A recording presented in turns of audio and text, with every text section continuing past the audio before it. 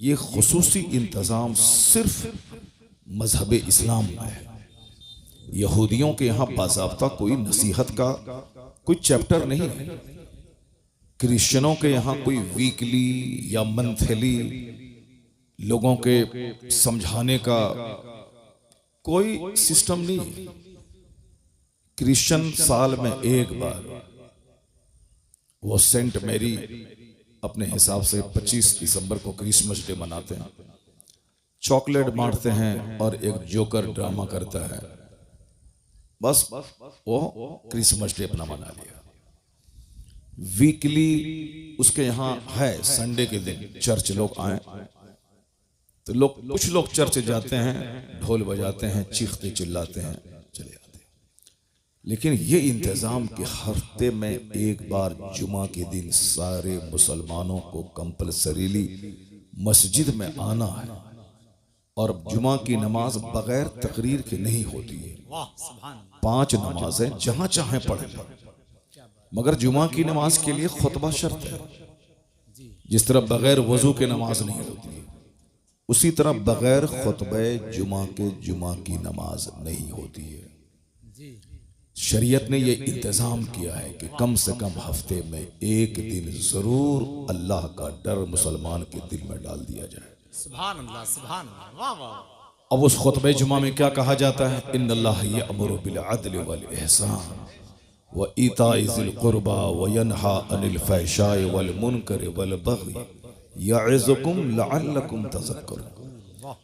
यह एक जामे आयत है। इस आयत के बारे में मुफस्सिर फरमाते हैं कि कुरान में और कोई आयत नहीं भी नाजिल होती, सिर्फ यही एक आयत नाजिल होती तो नुज़ूल कुरान का मकसद पूरा हो गया। अल्लाहु अकबर, अल्लाहु अकबर, वाह वाह वाह, सुभान। तो इस आयत की तिलावत खुतबे जुमा में अरब में, अजम में, पूरी दुनिया में होती है। हम लोग बचपन से सुनते हुए चले आ रहे हैं और आप लोग भी सुनते हैं, लेकिन चूंकि तवज्जो आपकी नहीं रहती है, इसीलिए आज तक आपने आलिम से पूछा नहीं कि भाई इसी आयत की तिलावत क्यों होती है। 6666 आयतें कमोबेश कुरान शरीफ में हैं, सिर्फ इसी आयत की तिलावत क्यों होती है? न आपकी तवज्जो गई और हमारी तवज्जो बचपन में नहीं गई थी। अब जब मैंने गौर किया तब तवज्जो उधर गई है। उसका मतलब यही है कि सिर्फ इस आयत के पढ़ देने से समझ लो कि पूरा कुरान पढ़ दिया गया। अब उस आयत में क्या कहा जाता है? हर हफ्ते में मैं ये नसीहत, ये वाज की बात कर रहा हूं कि इस्लाम ने कितना जबरदस्त इंतजाम किया है। मुसलमानों का बच्चा बिगड़ जाए ऐसा हो ही नहीं सकता। मुसलमान आजाद, सरफिरे, बेखौफ, निडर, आखिरत से बिल्कुल बेनियाज ऐसा हो ही नहीं सकता। चूंकि हमारे यहाँ है कि 7 साल के ऊपर के लोगों को नमाज पढ़ना है। मरु औलादकुम बिस्सलात वहम अबनाओ, सब ऐसे अपने बच्चों को हुक्म दो नमाज का जब उसकी उम्र 7 साल हो जाए। वद्रिबूहुम अलैहा वहम अबनाओ अश्र सिन, अगर 7-10 साल के हो जाएं नमाज ना पढ़ें तो माँ बाप को हुक्म है कि उसे मार के नमाजी बनाता। जमीन जगह मकान के बारे में कहीं नहीं आया है कि तुम बाप हो बेटे को 5 मकान दे दो, तुम बाप हो अपने बेटे को 10 बीघा जमीन दे दो वरना क़यामत के दिन पूछ होगी। नहीं, ये कहीं नहीं आया। ये आया है कि अपने बच्चों को हुक्म दो नमाज का, अगर वो 7 साल का हो जाए और 10 साल का हो तो उसे मार के नमाजी बना दे। चूंकि मुसलमान नमाज उसी तरह अपने लिए जरूरी समझता है जैसे जिंदा रहने के लिए खाने को बंदा जरूरी समझता है। जैसे नहीं खाएं तो मर जाएं, वैसे नमाज नहीं पढ़ें तो समझ लें कि वो मोमिन ही नहीं है, वो ईमान ही नहीं।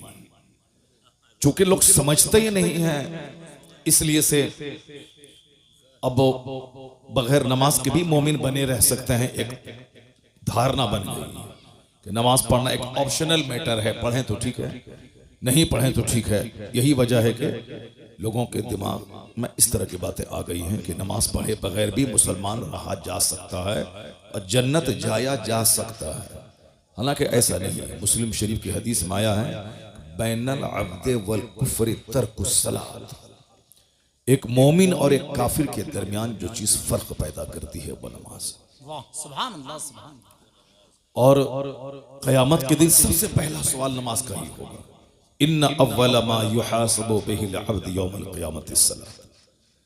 फर्स्ट क्वेश्चन क़यामत के दिन जो होगा वो अबाउट प्रेयर, नमाज के बारे में होगा। अगर बंदा जवाब दे दिया तो अफलहा व अंजा, ही बिकेम सक्सेसफुल, वो कामयाब होगा। अगर जवाब नहीं दे पाया तो फ़क़द खाबा व खसरा, व हिलाक और तबाह हो, बर्बाद हो गया। ये हदीस पाक में आया। अब हर जुमा के दिन जो वाज की हिकमत है, वो हिकमत यही है कि चूंकि बंदा फॉरगेटफुल इसका माइंड होता है, भूलने वाला, अभी कुछ सुना 10 मिनट के बाद भूल गया। इंसान है ही ऐसा, ये भूलना भी एक बहुत बड़ी नेमत है जी। अगर बंदा नहीं भूलेगा तो उसका सीना गम से फट जाएगा जी। अगर किसी का बाप मर गया 2-4 दिन के बाद अगर वो बंदा बाप के गम को नहीं भूले तो मर जाएगा जी। किसी की बीवी मर गई, अगर उस पर सच्ची मोहब्बत उससे वो करता था, अगर उस गम को नहीं भूले तो वो बेचारा पागल हो जाएगा। एक प्रोफेसर एक ऑफिसर साहब थे, उसकी बीवी प्रोफेसर थी। मैं अक्सर कहता हूं कि किस तरह से लोग भूलते हैं और भूलना कितनी बड़ी नेमत है। जिस तरह भूलना एक डिमेरिट है, उसी तरह भूलना एक बहुत बड़ी मेरिट भी है। अगर बंदा नहीं भूले तो मर जाएगा वो। किताबों में आया है कि जब कोई अपने अजीज रिश्तेदार को बंदा दफना के कब्रिस्तान से आता है तो पहले तो रोता था, सीना पीटता था, सर के बाल नोचता था, कैसे जिएंगे माँ के बगैर, बाप के बगैर। लेकिन कब्रिस्तान से लौट के आने के बाद उसको सुकून मिल जाता है। फिर 1-2 दिन के बाद धीरे धीरे भूल जाता है कि कोई मेरा बाप था जो मर गया। क्यों ऐसा होता है? दफनाने के बाद जब बंदा लौटता है तो फरिश्ते कब्र से मिट्टी उठाकर उनके रिश्तेदारों के सरों पे फेंक देते हैं और कहते हैं कि इज़हबू, जाओ, इसको भूल जाओ और अपनी फिक्र में लग जाओ। ये जाने वाला चला गया, अब तुम अपने बारे में फिक्र करो और सोचो। तो जलसा का मतलब होता है नात सुनना और उसके बाद घर चला जाना। वो बंदा कैसे हदीस सीखेगा, कैसे कुरान सीखेगा? अभी जिस तरह भीड़ लगी थी चारों तरफ नात सुनने की, और पूरा मजमा उछल उछल के दाद दे रहा था और हाथ उठा उठा के पागल हो रहा था, जैसे लग रहा था कि ये इसराइल को यहां से उठेगा और इसराइल नाम का मुल्क दुनिया से मिटा देगा। ये नात सुनने वाला वो नात के मिसरे तो याद कर लेता है, लेकिन मुस्तफा की हदीस याद नहीं कर पाता। करोड़ों मुसलमानों के बच्चे हैं जिसको एक हदीस याद नहीं है मुस्तफा का। बस जज्बाती, सेंटिमेंटल, संवेदनशील बन गए। उसके बाद पता चला कि दुनिया की थोड़ी सी मोहब्बत उसके ईमान को लूट ले गई। जब तक स्ट्रॉन्ग ईमान नहीं होगा उस वक्त तक ईमान के बचाने की फिक्र नहीं होगी। नौकरी का शौक बंदे को तबाह कर देता है, लड़की का चेहरा बंदे के ईमान को लूट लेता है। लाखों मुसलमानों की बच्चियां हैं जो काफिरों के साथ भाग गई, जबकि उसे मालूम है कि सारी जिंदगी जवान नहीं रहना और हमेशा दुनिया में नहीं रहना। और अक्सर लड़कियां जो मोहब्बत के नाम पे गैरों के साथ भागी, 2-4 महीने या 2-4 साल के बाद उसे जिल्लत का मुंह देखना पड़ता है। या तो उसकी बॉडी के 50 टुकड़े करके उसका प्रेमी उसको फेंक देता है, यही होता है ज्यादातर, या फिर उसका प्रेमी उसको निचोड़ करके भाग जाता है। अब ये न घर आ सकती है, क्या करेगी?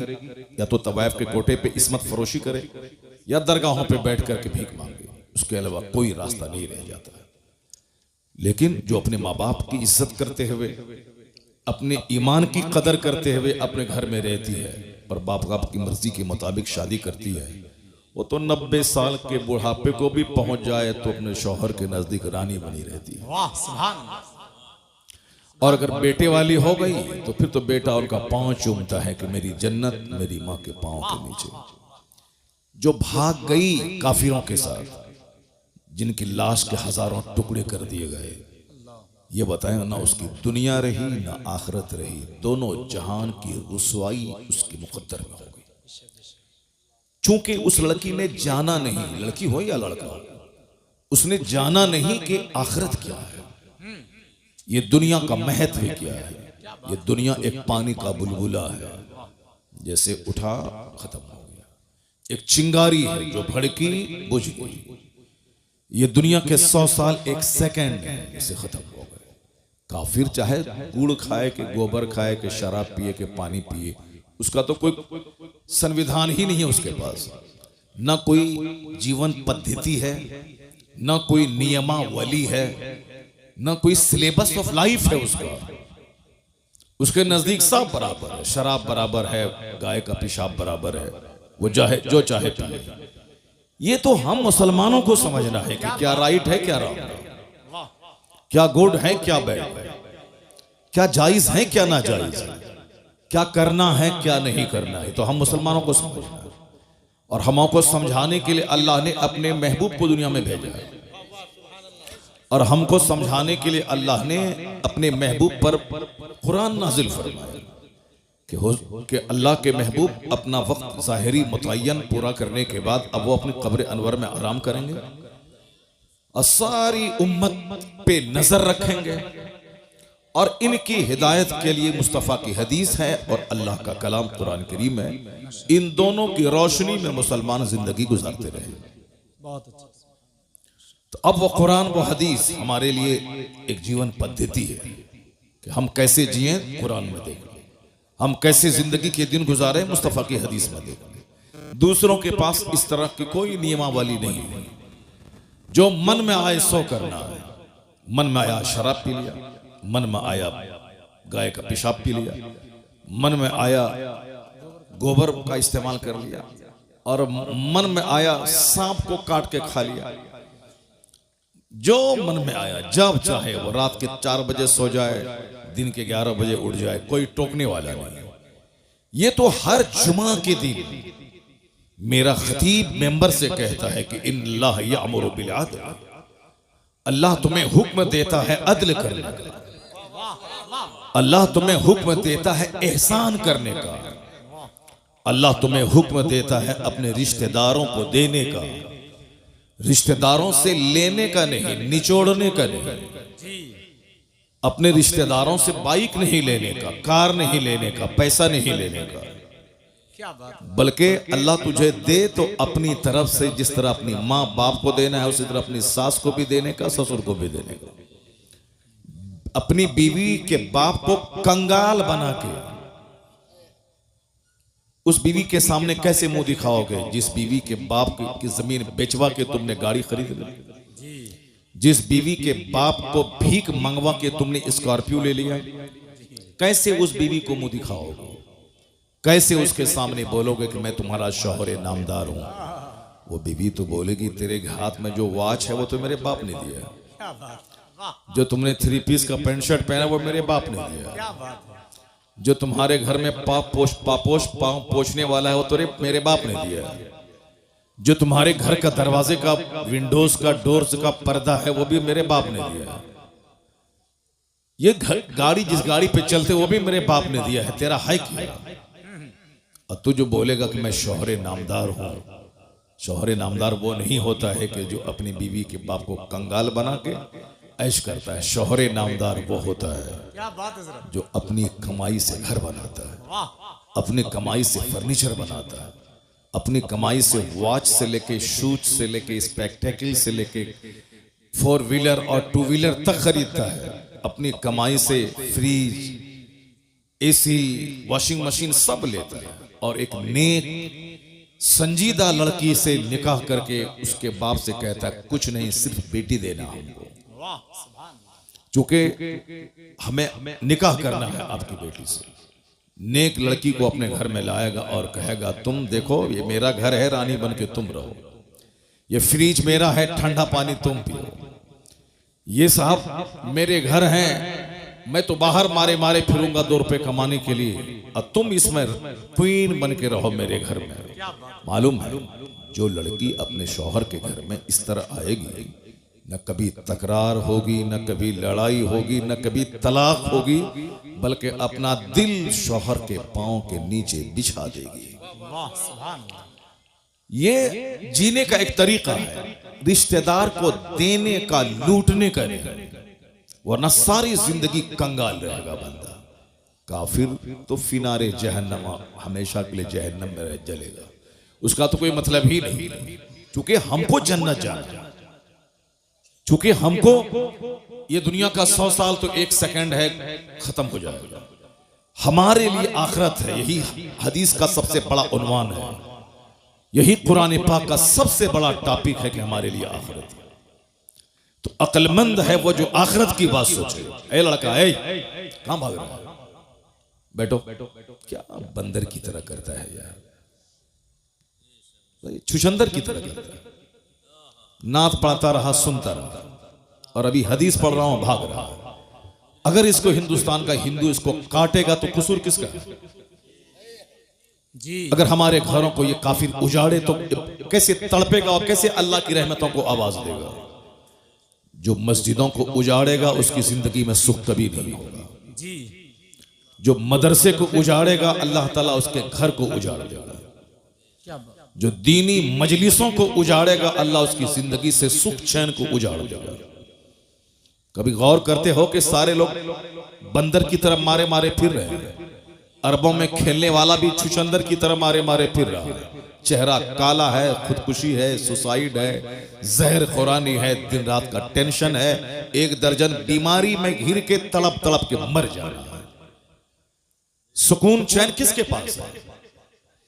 मकान, दुकान, गाड़ी, छकड़ा, उसी के पीछे सब पागल है। डॉक्टर, इंजीनियर, मकान बनाए, गाड़ी खरीदें, मजा मौज मस्ती करें। हर घर दुखी है। सीने को फाड़ के देखोगे तो 1000 जख्म मिलेगा। इसलिए कि जिस रास्ते में चल के तुम चैन ढूंढ रहे हो उस रास्ते में अल्लाह ने चैन नहीं रखा है। जिस रास्ते पे चल के तुम सुकून तलाश कर रहे हो अल्लाह ने वहां सुकून नहीं रखा है।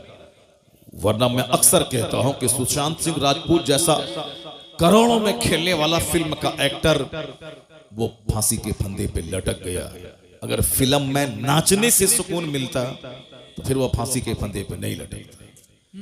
30 साल की खूबसूरत लड़की एक्ट्रेस फिल्म में नाचने वाली, जिसके पीछे हजारों लड़के दीवाना रहते थे और करोड़ों लोग फिल्म में देख देख के उस पर जान निछावर करने को तैयार रहते थे। वो लड़की की सड़ी हुई लाश घर से निकली।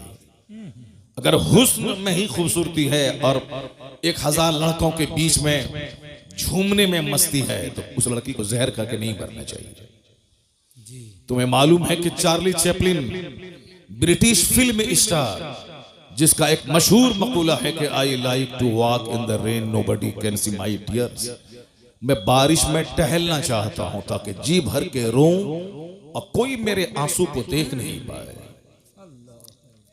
करोड़ों को हंसाने वाला, करोड़ों जिसके फैंस हैं, वो ब्रिटिश फिल्म स्टार है, मगर हिंदुस्तान में करोड़ों लोग हैं जो उनके फैन हैं, उनके साहब दिलदादा है। लेकिन वो आदमी इतना गमगीन है, करोड़ों को हंसाने वाला। उसका मखूला अभी चार्ली चैपलिन बोले, वो इंटरनेट पे उसका ये लफ्ज सामने आ जाएगा, ये जुमला, I like to walk in the rain nobody can see my tears, मैं बारिश में टहलना चाहता हूं ताकि रोऊं, जी भर के रोऊं, कोई मेरे आंसू को देख नहीं पाए। डॉक्टर के पास गया था, वो कहा था मेरे दर्द की दवा दे दो। कहा क्या है? कहा अंदर से मैं दुखी और टूटा हुआ रहता हूं, चैन नहीं है। कहा चार्ली चैपलिन का शो देखा करो, थोड़ी सी चार्मिंग पैदा हो जाएगी, गम हल्का हो जाएगा। तो वो शख्स बोला चार्ली चैपलिन तो मैं ही हूं। डॉक्टर चेहरा देखने लगा उसका, तकता रह गया। कहा मैं, डॉक्टर चूंकि खुद उसका शो देखा करता था और हंसा करता था, गम को हल्का किया करता था, अब वो चौंक गया। जिसको हजारों लोग सुन के देख के गम की दवा करते हैं, वो शख्स अंदर से इतना दुखी है कि अपने दर्द की दवा तलाश करके डॉक्टर के पास आया और कहता है कि मैं जी भर के रोना चाहता हूं। और तुम मोटरसाइकिल खरीद के, मोबाइल चला के और गली कुचे में घूम करके एक तो छोटा सा घर बना के सोचते हो कि हमको सुकून मिल जाएगा। नहीं मिलेगा सुकून। न चार्ली के घर में सुकून है, न लता मंगेशकर के घर में सुकून है। अरबों में खेलने वाली, उसका भी एक जुमला द टाइम्स ऑफ इंडिया में छपा था, जो हिंदुस्तान का सबसे बड़ा अखबार है द टाइम्स ऑफ इंडिया अंग्रेजी का, क्योंकि तुमको हुल्लड़बाजी करने गुटखा खाने से फुर्सत कहाँ है कि तुम अंग्रेजी का अखबार पढ़ेगा। तुम तो उर्दू भी ठीक से नहीं जानते, बस भीड़ लगाया नाच सुने भाग गए। अब चाहे इस्लाम कुछ भी कहे, कुरान में जो आया हदीस में जो आए, जहन्नम ही में चलेंगे देखा जाएगा, मगर नाचेंगे कूदेंगे। ये अक्लमंदी का तकाजा नहीं है।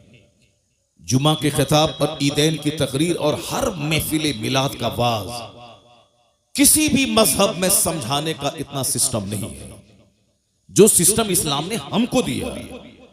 जुमा के दिन वाज सुनना ही सुनना है, ईद और बकरीद में तकरीर सुनना ही सुनना है। खुतबा निकाह की महफिल में पहले खुतबा पढ़ना सुन्नत है। उस खुतबे में कुरान की 3 आयतों की तिलावत होती है और तीनों आयतों में इत्तकुल्लाह कहा गया, अल्लाह से डरो। शादी का मौका है और ये खुतबा सुन्नत है, सरकार ने खुतबा पढ़ा और उसमें 3 आयतों की तिलावत होती है। या अय्युहन्नासुत्तकू, ऐ लोगो अल्लाह से डरो। या अय्युहल्लज़ीना आमनू तकुल्लाह हक़्क़ तुक़ाती, जिस तरह अल्लाह से डरने का हक है उस तरह ए ईमान वाले डरो। या अय्युहल्लज़ीना आमनू तकुल्लाह वक़ूलू क़ौलन सदीदा, ऐ लोगो ऐ ईमान वालो अल्लाह से डरो और सच्ची बात बोलो, लाग लपेट वाली बात मत बोलो। अंदर में कुछ जबान पे कुछ मुनाफिकत वाली बात मत बोलो, सीधी बात बोलो, सच्ची बात बोलो। क़ूलू क़ौलन सदीदा युस्लिह लकुम, जो तुम्हारी जिंदगी को संवार देगा। अल्लाह से हम सोचते हैं कि निकाह का मौका खुशी का मौका है, और ये 3 आयतों की तिलावत, आयत खौफ की तिलावत हुजूर ने की है। क्यों कि इस मौके पे आदमी अक्सर बहक जाता है, इसलिए हुजूर ने 3 आयत खौफ की तिलावत करके बताया है, न तेरे बेटों की लाश तुझको काफिर बनाए, न तेरे बेटे की बारात तुझको दीन से फिरा दे। चाहे बेटे की बारात निकले तो भी तुम दीनदार बन के रहना, चाहे बेटी का जनाजा निकले तो भी तुम दीनदार बन के रहना। यानी बेटे की बारात निकले तो भी नमाजी बन के रहना, चाहे घर से जनाजा निकले तो भी नमाजी बन के रहना। न खुशी का मौका तुझे फिरौन बना दे, न गम का मौका तुझे दकियानूसी बना दे और अल्लाह की रहमतों से मायूस कर दे। ऐसा नहीं, अपने रसूल की रस्सी को मजबूती से थामे रहना। गमी में भी मोमिन रहोगे, खुशी में भी मोमिन रहोगे, हर हाल में मुसलमान रहोगे। तो ये वास की तरकीब इस्लाम ने दी है। क्यों? एक जुमा को तकरीर सुना कि दुनिया कुछ नहीं है, लगा कि अब हमको आखिरत की तैयारी करनी है। लेकिन जैसे ही वहां से जुमा पढ़ के घर आए, बाल बच्चों का मुंह देखा, तकरीर का 10% पानी वहीं खत्म उतर जाता है। फिर साहब Saturday, Sunday, Monday, Tuesday, Wednesday, Thursday, यानी शनिचर, इतवार, सोमवार, मंगल, बुध को धीरे धीरे 10%, 20%, 40%, 50% काफिरों का, जोकरों का, शरीरों का, शराबियों का, बेनमाजियों का मुंह देखा। मौलाना साहब ने जो जुमा में समझाया था कि दुनिया जीरो है, आखिरत सब कुछ है, इसको लगा था कि अब मैं आखिरत की तैयारी करूंगा, तो जुमेरात होते होते नसीहत का पानी उतर जाता है। अब वह अगले जुमा के दिन पक्का दुनियादार बन जाता। नहीं, मौलाना साहब जो बोला ये उनका काम है, मगर बगैर पैसा की दुनिया में इज्जत नहीं मिलेगी, पैसा कमाना पड़ेगा चाहे जहां से हो। अब ये पक्का फिरौन बन जाता। लेकिन शरीयत ने इंतजाम किया कि जो पानी नसीहत का सूखने वाला है, अगले जुमा को फिर नसीहत का पानी चढ़ा दिया जाए। सुभान अल्लाह, सुभान। जब जमीन सूखने लगती है, खेती के लायक नहीं रहती, आसमान का पानी उस मुर्दा जमीन को जिंदा करता है। उसी तरह दिल जब मर जाता है, गंदों बुरे लोगों की सोहबत में बैठ कर, तो इस्लाम ने इसीलिए हर जुमा के दिन तकरीर, खुतबे जुमा को लाजिम करार दिया है, ताकि जैसे ही दिल मरने वाला हो, अगले जुमा को नसीहत का पानी फिर उस पर डाल दिया जाए, ताकि वो दिल मरने से बच जाए। ये इतना जबरदस्त इंतजाम इस्लाम ने किया।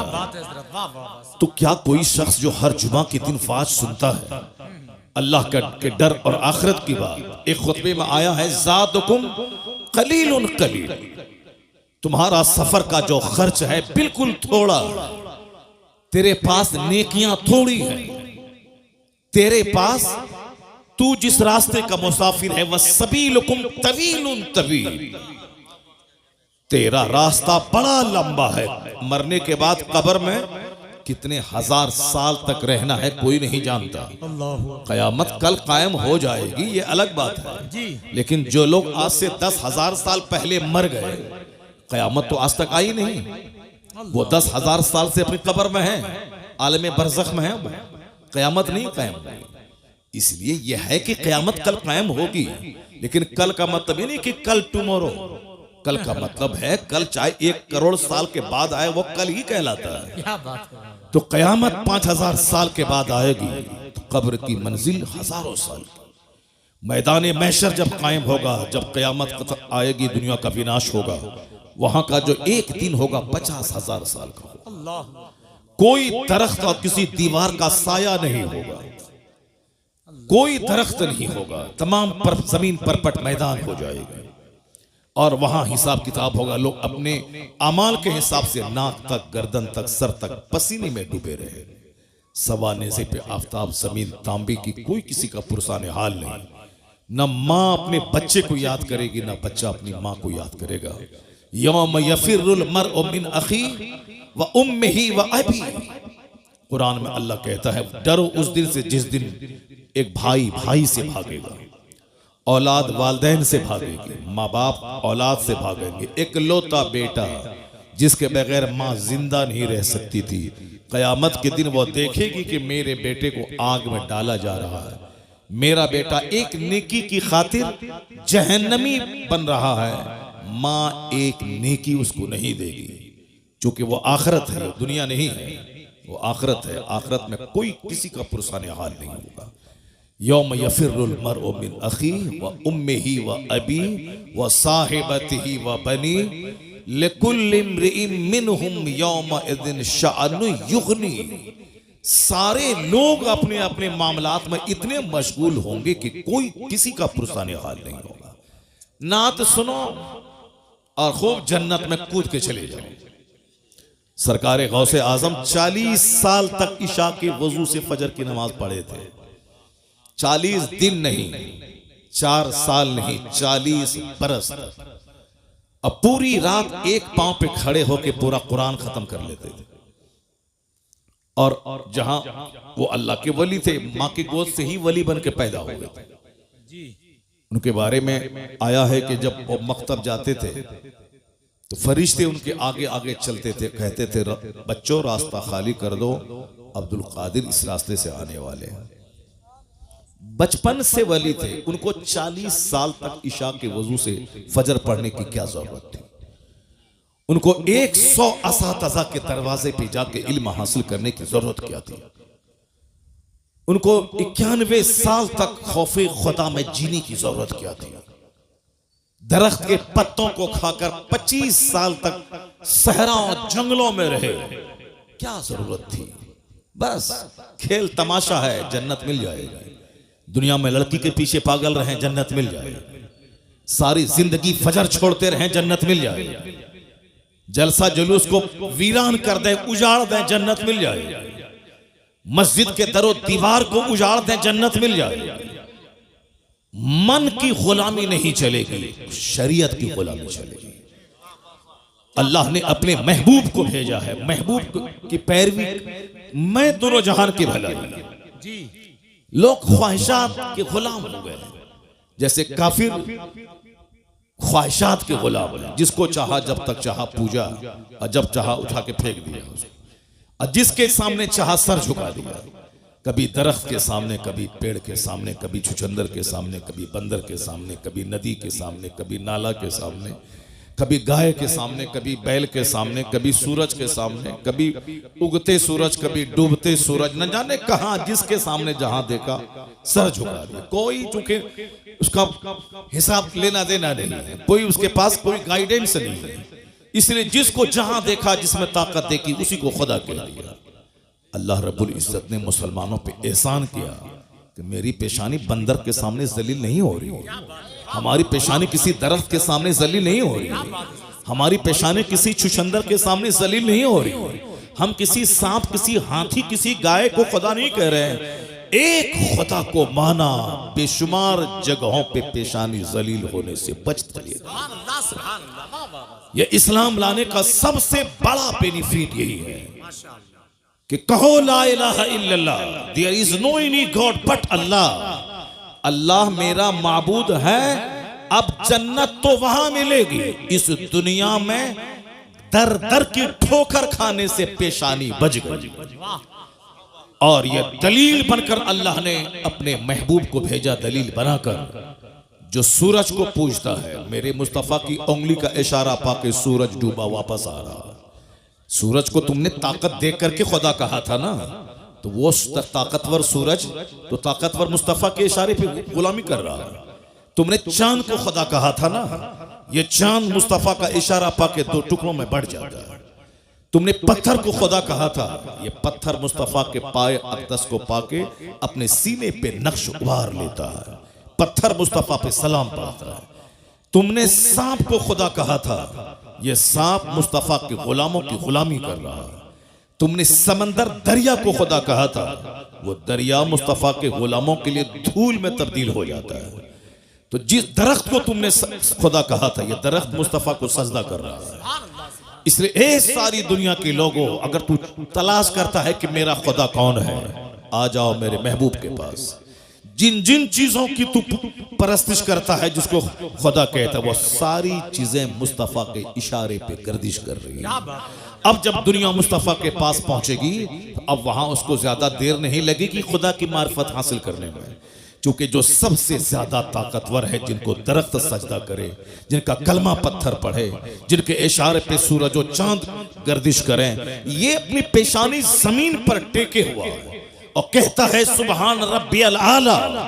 मतलब इतना ताकतवर मुस्तफा, जिसको खुदा कह दे वही खुदा है, जिसको सजदा करे वही मस्जूद है। तो अब दुनिया को समझने में देर नहीं लगी कि मोहम्मद अरबी खुदा का पता बताने आया है। इसलिए अल्लाह ने कहा कद जाकुम बुरहानुम मिर रब्बिकुम, तुम्हारे रब की तरफ से दलील बन के मुस्तफा आ गए।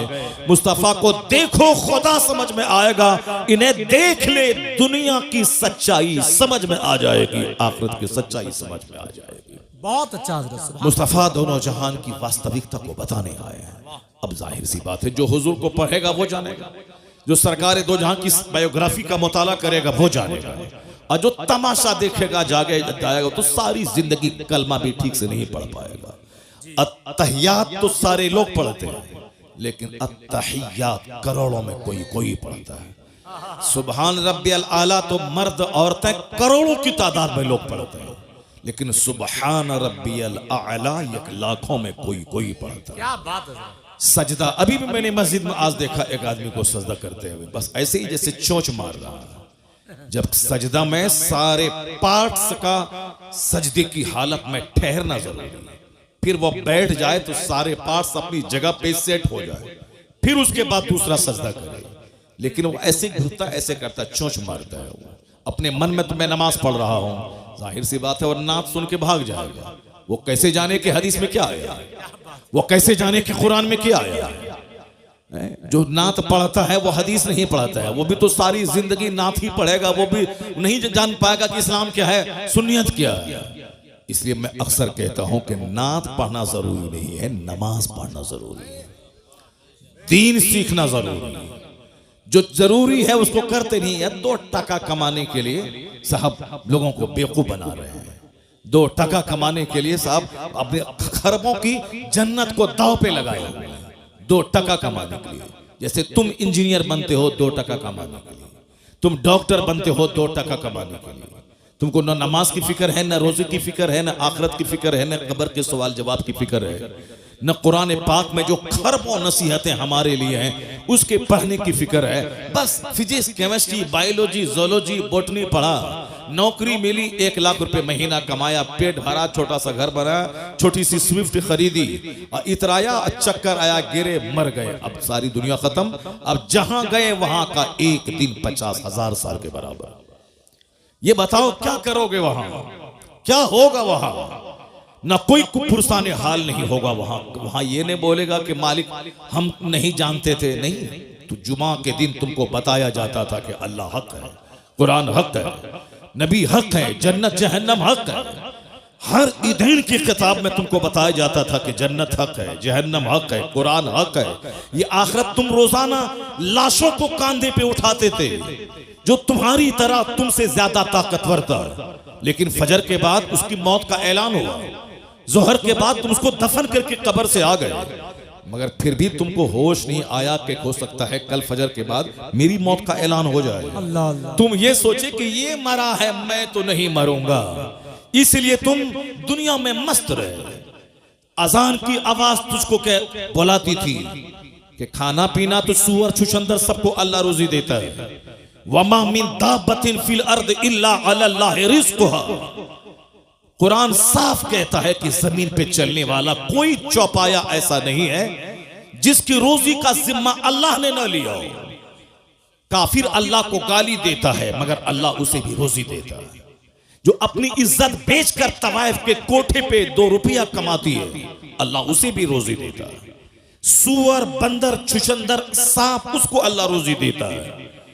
जो अल्लाह को गाली देता कहता है कि कोई अल्लाह नहीं है, वह नास्तिक माअज़ल्लाह, अल्लाह उसे भी रोजी देता है। सारी कायनात का खालिक अल्लाह है, इस सबको इसका इकरार है। चाहे भले ही अपनी जबान में जो कह दे, वह बोले कि साहब उस खुदा को जो अपनी जबान में इब्रानी में, सुरियानी में, अंग्रेजी में, हिंदी में जो कहे, मगर वह बोलता है कि गॉड इज वन, अल्लाह एक है जो सारी दुनिया को पैदा किया है। भले ही बहुत सारे लोग हैं जो किसी राजा के बेटा को खुदा कहता है, जो खुद माँ के पेट से पैदा हुआ है, जो एक राजा का बेटा है, ये खुदा कैसे हो सकता है?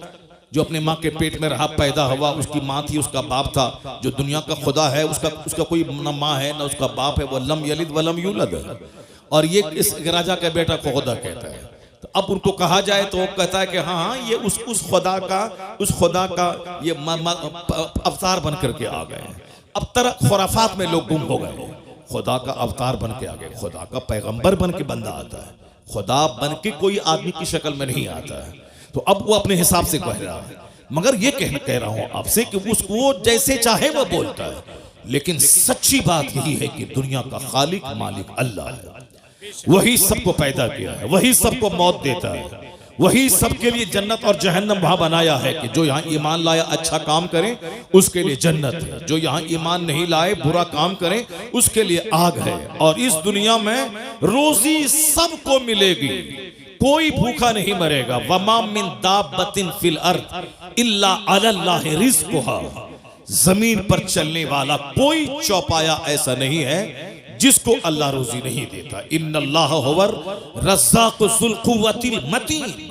अल्लाह जबरदस्त रोजी देने वाला है, इसलिए अल्लाह मोमिन को भी रोजी देता है, काफिर को भी देता है, नेक को भी देता है, बद को भी देता है, नमाजी को भी देता है, बेनमाजी को भी देता है। इसी पॉइंट को अगर आप गौर से सुन लें तो मकसद जिंदगी का फलसफा मसला हल हो जाएगा। क्योंकि गौर से सुनते ही नहीं, आप बोलते कि मौलाना साहब तकरीर अपने हिसाब से करते हैं, जो वो रट के आते हैं, बोल के आते हैं, अपना मजमून सुना दिया, अपना काम किया, चला गया। जैसे कोई आया, नात पढ़ा, जो गाया, अपना पढ़ा, अपना काम किया, चला गया। वैसे ही मौलाना साहब अपना गा रहे हैं, अपना बजा रहे हैं और गा बजा के चले जाएंगे। ऐसा नहीं है, ऐसा नहीं है। आलिम दीन कुरान सुनाते हैं, हदीस सुनाते हैं। ये वो काम है जो अंबिया और मुरसलीन के गुलाम बनकर उलमा कराम कर रहे हैं। यही पैगाम अंबिया कराम पहुंचाते थे कि तुम अपना मकसद हयात पहचानो, तुम जानो कि तुम क्यों पैदा हुए, और उलमा अंबिया के वारिस बनकर तुम तक सच्चाई पहुंचाते हैं कि दुनिया की वास्तविकता क्या है, हकीकत क्या है, हम क्यों पैदा होते हैं, क्यों मर जाते हैं। ये सच्चाई यही है कि रोजी सबको मिलेगी। जो रोजी सबके लिए है उसके लिए मेहनत देखिए कितनी है।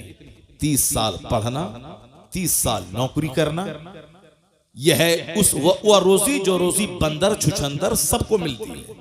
उसके 30 साल पढ़ना, 2-4-5 साल कंपटीशन फेस करना, मारे मारे फिरना, सऊदी अरब जाना, अमेरिका जाना, 2 टका कमाना, घर बनाना, खाना, शादी ब्याह करना, 2 बच्चा पैदा करना, उसके बाद मर जाना। ये रोजी जो सबके लिए, उसके लिए इतनी मेहनत है, मगर जन्नत सबके लिए नहीं है। जन्नत करोड़ों में किसी किसी के लिए। अल्लाह ने रोजी का सबके लिए वादा किया है, सबको रोजी मिलेगी। अल्लाह को गाली दो तो भी रोजी मिलेगी, नमाज नहीं पढ़ो तो भी रोजी मिलेगी, जिना करो, शराब पियो, जुआ खेलो, सबको रोजी मिलेगी, मगर जन्नत सबको नहीं मिलेगी। जन्नत करोड़ों में किसी किसी को मिलेगी। और जन्नत मिलेगी किसको? इल्लल्लज़ीना आमनू व अमिलुस्सालिहात, जो ईमान लाया, अच्छा काम किया। यहां इज्जत की रोजी मिलेगी, मरने के बाद मुस्तफा की जन्नत मिलेगी। सुभान अल्लाह, सुभान अल्लाह, सुभान इल्लल्लज़ीना आमनू व अमिलुस्सालिहात, जो ईमान लाया, अच्छा काम किया। तो मैं 24 घंटे में जो रोजी के लिए 12 घंटे में मारे मारे फिरता हूं, जो रोजी सबके लिए है, ये 12 घंटे जन्नत के लिए फिरना चाहिए। हकीकत में जहां खरबों साल रहना, जहां महासंखों साल रहना, उसके लिए 12 घंटे अंडा खाता। ये अरबपति को खूब ज्यादा मोटा रहना चाहिए, और वह बेचारा फालिज ज़्यादा भिखारी जिसका कमाता नहीं है, उसको कम रोजी मिलती है, उसका बदन सूख जाना चाहिए। लेकिन यहाँ उल्टा मामला है, जो कमाता नहीं है वो चर्बी फूट रही है उसके बदन से, और जो 1000 एकड़ का जमीन का मालिक है या सूख के कांटा हो रहा है। पता चला रोजी कमाई की बुनियाद पर नहीं मिलेगी। अल्लाह ने जिस जानदार को पैदा किया है, सबको रोजी देने का अल्लाह ने वादा किया है। बंदर, चुचंदर, सुअर, हाथी, गाय, भैंस, बैल, सबको, सुअर जैसा खतरनाक जानवर जो बिल्कुल नजीस से ऐन है, वो अंग अंग उसका नापाक है, लेकिन वह सुअर भी खाता है। कुत्ता, जिसको कुत्ता कह करके लोग उद्धृत करते हैं, ये कुत्ता है, वो कुत्ता को भी रोजी मिलती है। मछली, जो व्हील मछली, जो रोजाना की खुराक उसकी मनों में है, वो समंदर में छोटी छोटी मछलियां अल्लाह ने इतनी पैदा कर दी ताकि बड़ी मछली छोटी मछली को खा के जिंदा रहे, जिंदा रहे। सांप नाबीना, जो दरख्त की सबसे ऊंची टहनी में लिपटा हुआ रहता है, अल्लाह परिंदों के जरिए उसके मुंह में रोजी डाल देता है। रोजी सबके लिए, जन्नत सबके लिए नहीं है। तो अक्लमंद है वो जो रोजी के लिए कम मेहनत करे, जन्नत के लिए ज्यादा मेहनत करे। और बेवकूफ है वो जो जन्नत की फिक्र ही ना करे और दुनिया की रोजी के लिए मारा मारा फिरता रहे। और ये मेरी बोली नहीं है, ये बोली मुस्तफा की है। आका फरमाते हैं हदीस में, या अल कय्यसु मन दाना नफ्सा वो अमील लिमा बादल मौत वल आजिज़ु मन अतबा नफ्सहु हवाहा सुम्मा व तमन्ना अलल्लाह। मुस्तफा कहते हैं दवाई सीज़वन, अक्लमंद है वो जो अपने नफ्स को दबाता रहे, नफ्स को कुचलता रहे और मरने के बाद की तैयारी करता रहे। वह अमीला लिमा बादल मौत, मरने के बाद जो एक अपार दुनिया है, जो एंडलेस दुनिया है, जिस वक्त आज का कोई खात्मा ही नहीं है, उस दुनिया की तैयारी करता रहे। इस दुनिया में ऐसे रहे जैसे कोई मुसाफिर रहता है, दुनिया में ऐसे रहे जैसे कोई एक मुसाफिर रहता है, अजनबी रहता है। Live in this world as if you are a stranger or a traveller, कुन फिद दुनिया कअन्नका गरीबुन और आबिरु सबील। दुनिया में ऐसे रहो जैसे एक मुसाफिर रहता है, मुसाफिर रहता है। और हुजूर फरमाते हैं वल आजिज़ु मन अतबा नफ्सहु हवाहा व तमन्ना अलल्लाह। हमारे और आपके जैसे 90% आदमी जैसे जीते हैं, उसी के बारे में हुजूर ने इस हदीस में कहा। सरकार क्या फरमाते हैं? वल आजिज़ु, बेवकूफ है वो, अहमक है वो कौन? मन अतबा नफ्सहु हवाहा, जो ख्वाहिशात नफ्स की पैरवी करे, जो अपने नफ्स की ख्वाहिशात, ये खाओ ठीक है, ये चाउमीन खाओ, बर्गर खाओ, ताड़ी पियो, शराब पियो, बराबर मोबाइल चलाओ, ये खाओ वो खाओ, जो खाओ सब खाओ, नमाज साहब शराब पियो, सूद खाओ, जुआ खेलो, मस्ती करो, अपनी खूबसूरत बीवी को छोड़कर किसी साहब दलित की किसी काली कलोटी साहब डाइन औरत के पीछे पागल हो जाओ, अपनी खूबसूरत बीवी को छोड़ करके ज़िना के लिए सब साहब मुसहरों और गरीबों के मोहल्ले में जाके उनकी बहू बेटी को सूंघते रहो। बड़े बड़े अरबपति खूबसूरत बीवी को छोड़ के मजदूरी करने वाली, खेत में जो नापाक रहने वाली, काली कलोटी गंदा रहने वाली, उस औरतों के पीछे पागल रहता है और घर में अपनी खूबसूरत हूर जैसी बीवी से लड़ाई करता है, उसको गाली देता है, मारता है, उसको बाप के घर भेज देता है। और हमेशा नापाक रहने वाली फोंडी और साहब जिद्दी और काली कलोटी भूतनी चोड़ेल के पीछे पागल रहता है। बेशुमार लोगों की कहानियां समाज के अंदर मौजूद हैं। क्या क्या कहा? ये नफ्स की पैरवी करे, वह तमन्ना अल्लाह, और उम्मीद लगा के बैठे कि अल्लाह जन्नत दे देगा।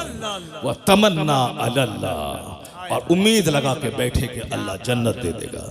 ये हदीस पाक अगर दिल से पढ़ोगे तो सीना फट जाएगा, अगर दिल से पढ़ोगे तो सीना फट जाएगा। ए लड़का, एक तमाचा मारेंगे, चेहरा लाल कर देंगे, बदतमीज रहेगा।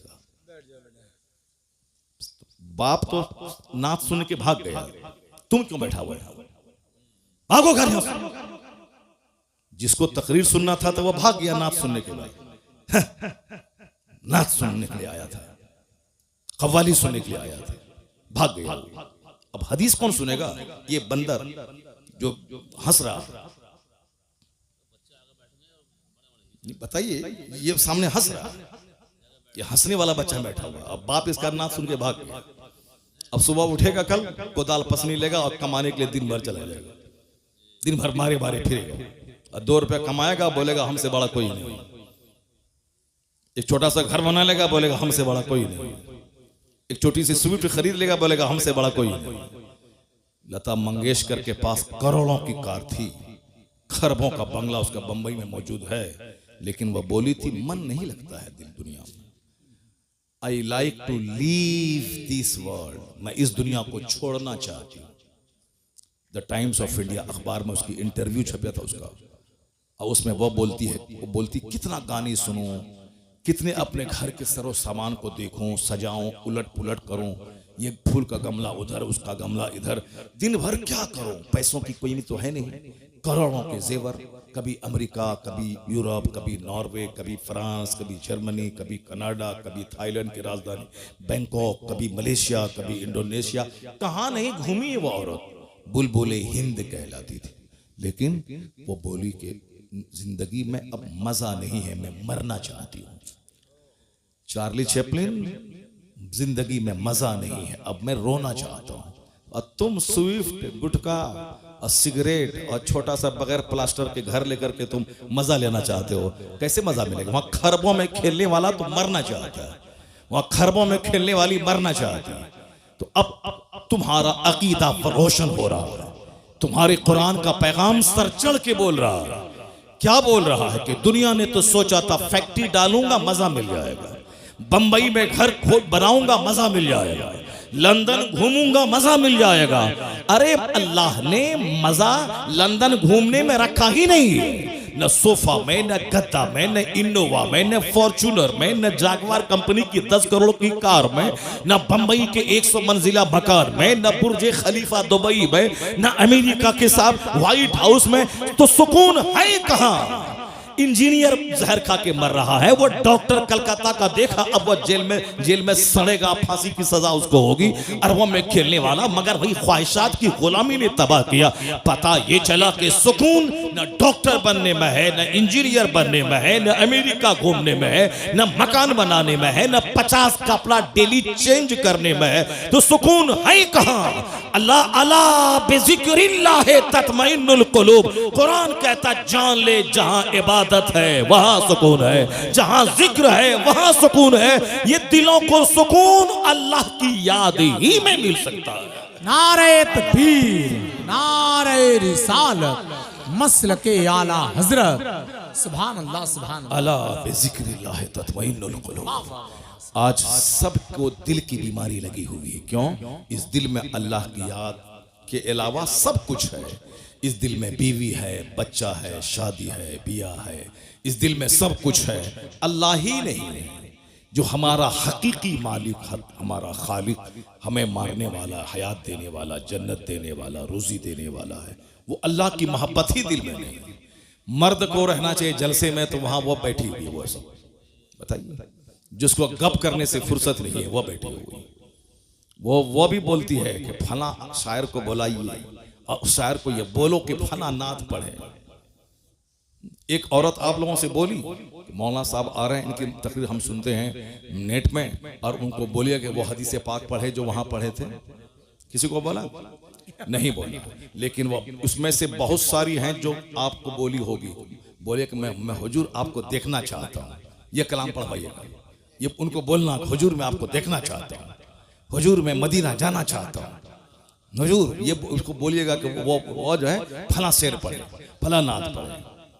बताइए, हदीस के बारे में कोई सवाल नहीं, कुरान शरीफ की आयतों के बारे में कोई फरमाइश नहीं है, वो नात के बारे में फरमाइश है। तो ये नात सुनने वाली तो यहाँ बैठी हुई क्यों है? जाओ घर जाओ। जब तुमको तकरीर ही नहीं सुनना है तो नात सुन करके जाओ घर जाओ। जब बैठी है तो गौर से सुनो। बात क्यों कर रही हो? अपनी तकरीर में मस्त है, अपनी तकरीर में मस्त है, अपने गप करने में लगी हुई है, अपने गप करने में लगी हुई है। गौर से सुनो, तकरीर सुनो, कुरान सुनो, हदीस सुनो। और अगर एक औरत पढ़ लिख ली, गांधी जी ने तो आज कहा था, give me a good mother I will give you good society. तुम मुझे एक अच्छी माँ दे दो, मैं तुझे एक अच्छा समाज दे दूंगा। क्योंकि माँ की गोद में समाज पलता है। गांधी जी ने आज कहा था, मगर मेरे पैगंबर ने 1400 साल पहले कहा था, तलबुल इल्म फरीज़तुन अला कुल्ले मुस्लिमी व मुस्लिमा। हर मुसलमान मर्द और औरत पे इल्म हासिल करना फर्ज है। औरत अगर इल्म हासिल कर ली तो माँ की गोद बच्चों का पहला स्कूल। बाप चाहे जहां रहे, जिस माँ की जबान नफीस होगी उसके बच्चों की जबान भी नफीस होगी। और अगर कोई बच्चा खसीला हो, बच्चा जिद्दी हो, बच्चा बदअखलाक हो, तो समझ लें कि उसमें 50 नहीं 90% हाथ उसकी माँ का होता है। अगर बच्चे की जबान अगर गलत है तो माँ का रोल है। इसको सिर्फ सजने संवरने और साहब शादी ब्याह के दिन नया जेवर का मुतालबा करने से फुर्सत ही नहीं है। इसको क्या बच्चों की तरबियत करेगी? बच्चे कैसे बोले, बच्चे कैसे पढ़े? शहर में एक अच्छी औरत का बच्चा वो कभी नहीं बोलता है कि अजान हो रहा है, वो कभी नहीं बोलेगा कि दाल बहुत पतला है, नहीं बोलेगा। क्योंकि माँ कभी नहीं बोलती है कि अजान हो रहा है, माँ हमेशा कहती है अजान हो रही है। माँ हमेशा बोलती है कि दाल पतली है, रोटी अच्छी है, चावल अच्छा नहीं है। तो अब माँ की बात को बच्चा माँ की गोद से सुन कर अनकॉन्शियस लाशऊर में उसको स्टोर करता है। और जब उसकी जबान पे बोली खुलती है तो वही बोली निकलती है जो माँ से सुन करके यहाँ अनकॉन्शियस में था, वही वहां से निकलते हुए शऊर की जबान पे वही जुमले आ जाते हैं। इसलिए शादी ब्याह में कार मोटर कार देखने वाला अच्छी बीवी का सिलेक्शन करो, दौलत को तलाक दे दो। सिर्फ अच्छी औरत चाहिए जिसकी जबान अच्छी, जिसका अखलाक अच्छा हो, जिसका किरदार अच्छा हो, जिसका वेशभूषा अच्छा हो, जो अपनी जिंदगी को 10 मर्दों की गोद में झुलाने वाली ना हो, जो अपने जीवन अपनी जिंदगी की सुरक्षा करने वाली हो, जिनका आंख शौहर की अमानत, जिसकी जबान शौहर की अमानत, जिसका जिस्म शौहर की अमानत, और अपने बच्चों को पालने की खातिर अपनी जिंदगी की हिफाजत करे। अगर दागदार जमीन होगी कभी अच्छी फसल नहीं पैदा होगी, और जो जमीन जरखेज होगी जबरदस्त फसल पैदा करेगी। ये माँ है, माँ का पेट जमीन का काम करता है, बाप उसमें बीज डालता है। अगर बीज नाकारा हो तो भी फसल नाकारा, और जमीन अगर जली हुई सड़ी हुई गंदी और साहब बंजर जमीन हो, उससे कभी कोई अच्छी फसल की उम्मीद नहीं कर सकता है। क्योंकि दुनिया का सारा काम एक सिस्टम से होता है। गौर से सुनना, भले ही बात छिड़ गई है मैं इसको मुकम्मल कर देता हूँ, उसके बाद फिर मैं अपनी तमहीद पे लौट के आता हूँ। उसके बाद अगर मौका मिलता है तो तकरीर करता हूँ, अगर मौका नहीं मिलेगा तो फिर दूसरी बार आएंगे तब तकरीर करेंगे। लेकिन पहले इस टॉपिक को सुन लो जो बात छिड़ गई है। मेरी माँ बहन भी गौर से सुन ले, गौर से सुने मेरी बात, और इसको हवाई बात समझ करके ना बल्कि दिल में जगह दे रहे, उसको अपनी जिंदगी में उतारने की कोशिश करे। और समझ लें कि तकरीर नाचने का नाम नहीं है, तकरीर हाथ नचाने का नाम नहीं है, तकरीर कुर्सी तोड़ने का नाम नहीं है। तकरीर है कुरान हदीस का मीठा पैगाम दिल में उतार देने का, सुभान अल्लाह। जो आदमी की सोच बदल दे, जो आदमी की आंखों को इस काबिल बना दे कि आंख किसी लड़की की मोहब्बत में न रोए, खालिके कायनात की मोहब्बत में रोने वाली बन जाए। ये आंख दुनिया की मोहब्बत में न रोए, मुस्तफा की मोहब्बत में रोने वाली बन जाए। ये ज़बान गाने के लिए न हो, बल्कि ज़बान अल्लाह रसूल के जिक्र के लिए वक्फ हो जाए। तकरीर वो है जो हमारे दिल की दुनिया बदल दे, जो हमारी सोच बदल दे, जो हमारे जीने हमारी जिंदगी में यू टर्न ले आए। जा रहा था पूरब की तरफ, सोचता था काबा पहुंच जाऊंगा, लेकिन पूरब जाने वाला कहीं काबा पहुंचता है। तू बकाबा न रसी ए एराबी की रह के मी रबी बतुर्किस्तान ए एराबी, तू काबा तक नहीं पहुंच पाएगा, क्योंकि जो रास्ता तुमने चुना है ये रास्ता काबा का नहीं, ये रास्ता तुर्किस्तान का है। हम लोग जिस हाल में जी रहे हैं ये रास्ता खुदा की रहमतों को अपनी तरफ मुतवज्जह करने का रास्ता नहीं है, ये रास्ता है अल्लाह के अजाब को दावत देने का, ये रास्ता है मुस्तफ़ा की नाराजगी के मोल लेने का, ये रास्ता है औलिया और सालिहीन की रूहों के रूठ जाने का, ये रास्ता है अपने घर को तबाह बर्बाद करने का, ये रास्ता है आने वाली नस्लों को मलिया मेट करने का रास्ता है। रास्ता वही है बमुस्तफा बरसा खेशरा के दीन हमा उस कर बबू न रसीदी तमाम बुलहब। डॉक्टर इकबाल ने कहा था अपने आप को नबी के कदमों में डाल दे, वही सारा दीन है, जो वहां तक नहीं पहुंच पाया उसमें और अबू लहब में कोई फर्क नहीं है। बमुस्तफा बरसा खेशरा, अपने आप को नबी के कदमों में डाल दे, नबी तक पहुंचा दे और अपनी जिंदगी का मकसद मुस्तफा की गुलामी बना ले। जब तू मुस्तफा का सच्चा गुलाम बनेगा जन्नत वहां मिलेगी, दुनिया का अल्लाह तुझे इमाम और बादशाह बना देगा। की मोहम्मद से वफा तूने तो हम तेरे हैं, ये जहां चीज है क्या लहो कलम तेरे। जिसको तकरीर सुननी थी वो चला गया, और जिसको हंसना है वो बैठा हुआ है, और ये बैठी हुई है गप करने के लिए बैठी हुई है। चुपचाप खामोशी जबान का ताला, जबान पे खामोशी का ताला लगा ले और मेरी बात गौर से सुन ले। और तुम अच्छी बनेगी तेरे शौहर भी नेक बन जाएगा, और तुम अच्छी बनी तेरा बच्चा तो वली और कुतुब पैदा हो जाएगा।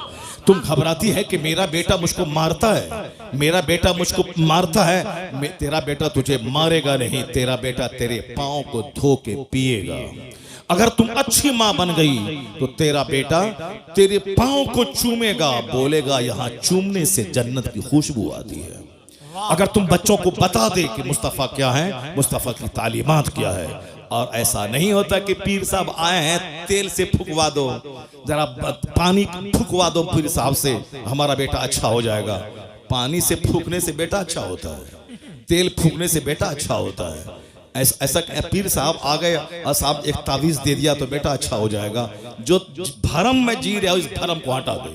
पीर का मतलब होता है खुदा का रास्ता दिखाने वाला, पीर का मतलब है मुस्तफ़ा से जोड़ने वाला, पीर का मतलब है जो इस कदर नमाज पढ़े कि उनका मुरीद उसको देख के नमाजी बन जाए। पीर का मतलब है वो इस तरह अल्लाह से डरे रोए कि उनके सजदे को देखकर मुरीदों के सीने का जंग साफ हो जाए। इसके अलावा कोई दूसरा रास्ता नहीं।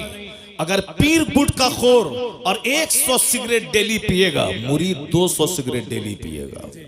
तुम्हारा पीर बोलता है कि तुम बोलते हो मेरे पीर को गुटखा बहुत पसंद है, सिगरेट पसंद है, तुम्हारे पीर को सिगरेट पसंद है, मेरे पीर को बरेली में किताब पसंद है। सुभान अल्लाह। 75 साल की उम्र में भी किताब का मुताला नहीं छोड़ा।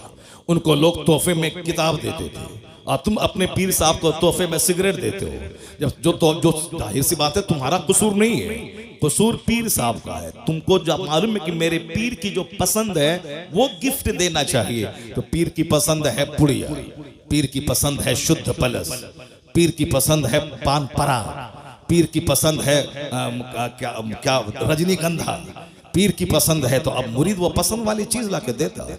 और जब मुरीद देखेगा पीर को पसंद है सजदा, पीर को पसंद है तस्बीह, पीर को पसंद है मुसल्ला, पीर को पसंद है किताब, पीर को पसंद है कुरान की तिलावत, तो वो रजनीगंधा नहीं देगा। मुरीद तस्बीह, मुसल्ला, कुरान पाक, मुसहफ लेके पीर को तोहफा पेश करेगा। मेरा मुर्शिद खुश हो जाएगा कुरान पाक की तिलावत से। मेरा मुर्शिद एक बरेली में था, बुढ़ापे में भी किताबों का मुताला नहीं छोड़ता था। सुभान अल्लाह। जब भी देखा किताब पढ़ता देखा, जब भी देखा वाजु नसीहत करता देखा, जब भी देखा अमर बिल मारूफ करता देखा। अमेरिका में रहे वही दीन की फिक्र, बरेली में रहे वही दीन की फिक्र, बस मुरीदों के बीच रहे वही दीन की फिक्र, तन्हाई में रहे तो जबान पे जिक्र और दुरूद जारी है। वह कौन था? 10 करोड़ मुरीदों का मुर्शिद बरहक, अपने वक्त का कुतुब अब्दाल अख्तर रजा का अज़हरी ताजु शरीयत।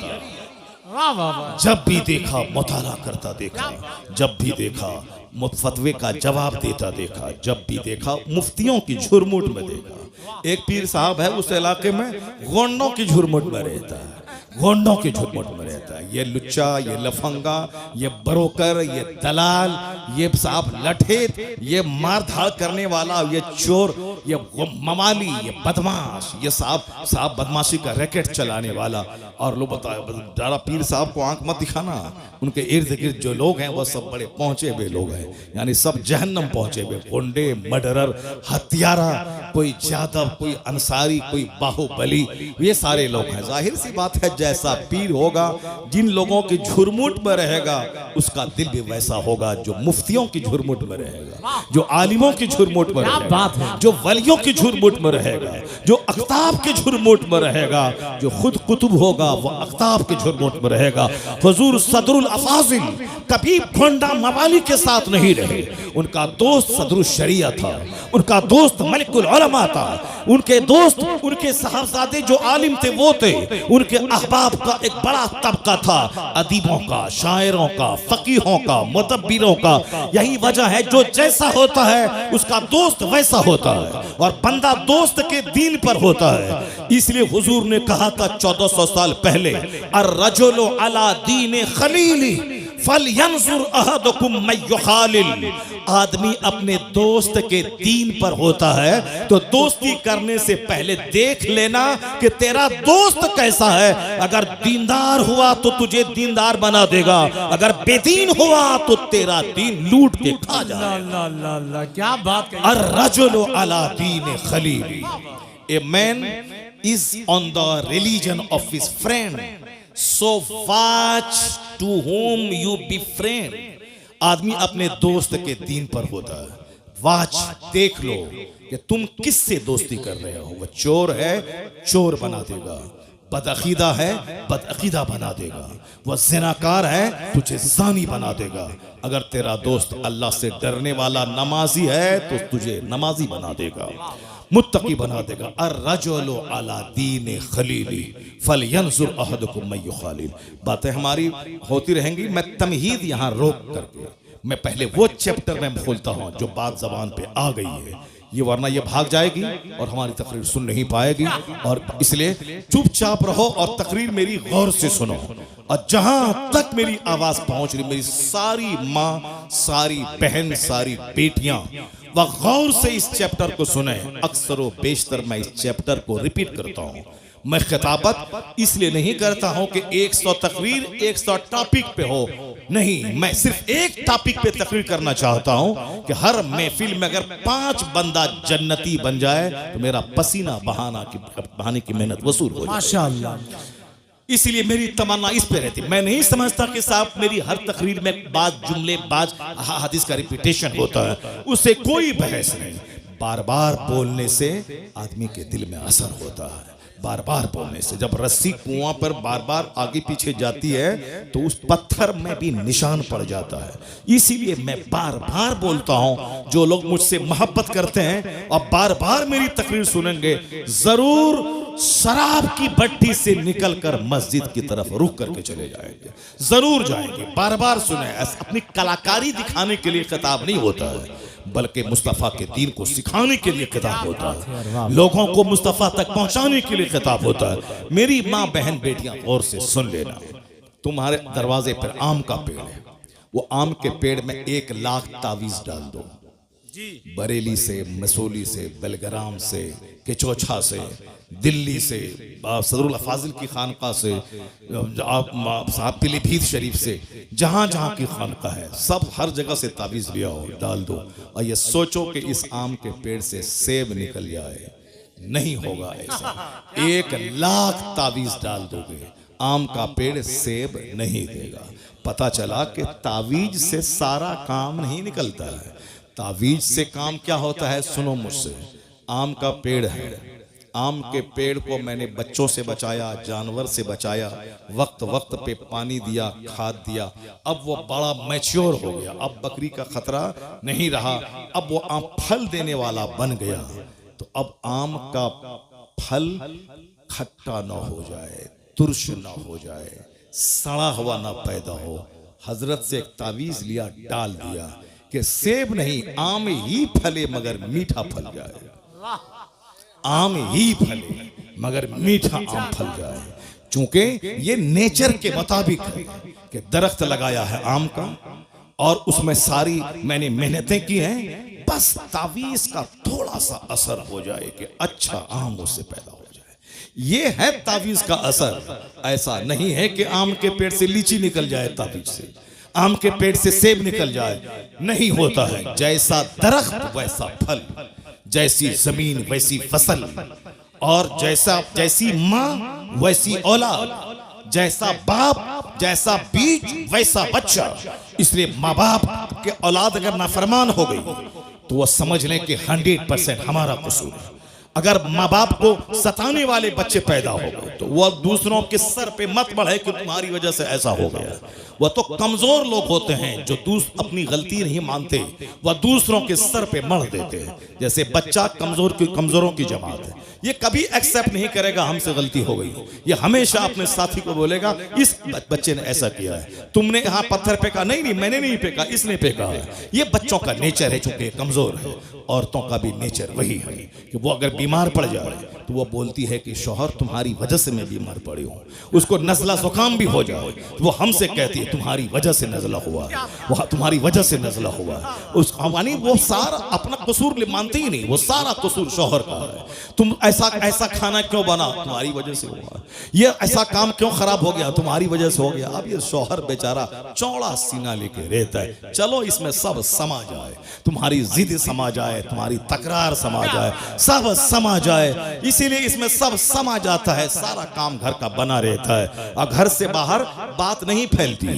वरना अगर घर से बाहर बात जाने को रहे, शौहर का दिल अगर बड़ा ना रहे तो रोजाना लड़ाई झगड़े की आवाज घर से बाहर जाएगी, साहब मार धाड़ की आवाज घर से बाहर निकलेगी। वो तो शौहर का दिल अल्लाह ने इतना बड़ा बनाया है कि जैसे कोई गंगा नदी हो, उसमें मुरादाबाद का सारा कचरा समा जाता है, उसी तरह इसमें सब समा जाता है। उसकी जीद, उसके तकरार, उसकी लड़ाई, उसका झगड़ा सब समा जाता है इसमें। इतना चौड़ा है, वरना डेली लड़ाई हो और डेली झगड़ा हो और सारे समाज के लोग दीवार में कान लगा के लड़ाई की आवाज सुने, नहीं होता है ऐसा। वो नाकिसुल अक्ल है, उसके पास अक्ल कम है, मगर अल्लाह ने मर्द को ताकतवर बनाया है। और हुजूर ने कहा है कि ये टेढ़ी पसली से पैदा हुई है, इसको सीधा करने की कोशिश मत करना। सीधा करना चाहोगे तो टूट जाएगी और टूटना तलाक है, समाज बर्बाद हो जाएगा। उसी हालत में रहने दे, बड़े काम की चीज है, बस उसी हालत में रहने दे, फायदा हासिल कर। यह तेरे घर की निगरानी करती है, तेरे बच्चों की परवरिश करती है, तुम्हारी राहत का सामान पहुंचाती है, तुमको गुनाहों से बचाती है। तू रहे 5 साल परदेश में, तेरे घर की सुरक्षा करती है। बहुत काम की चीज है, काम की चीज है, इसीलिए उसी हालत में रहने दे, फायदा हासिल कर। वरना सीधा करना चाहेगा तो टूट जाएगी, टूटना तलाक है, सारा घर बिगड़ जाएगा। ये मुस्तफा का कानून है कि आज घर आबाद है, सोसाइटी आबाद है, समाज आबाद है, इसलिए कि हुजूर ने जो कहा है उस पर अमल करने की वजह से लड़ाइयां कम हो रही हैं, सब्र की वजह से घर आबाद हो रहा है। जी जी, वाह। आकाए तोहार इस्लाम का फरमान है, सरकार ने एक अच्छी लाइफ गुजारने का जो फॉर्मूला दिया, अब जरा गौर से सुन लो। औरतों की तालीम पे इस्लाम ने क्यों जोर दिया, एक घर को सजाने संवारने में औरतों का कैसा हाथ रहता है।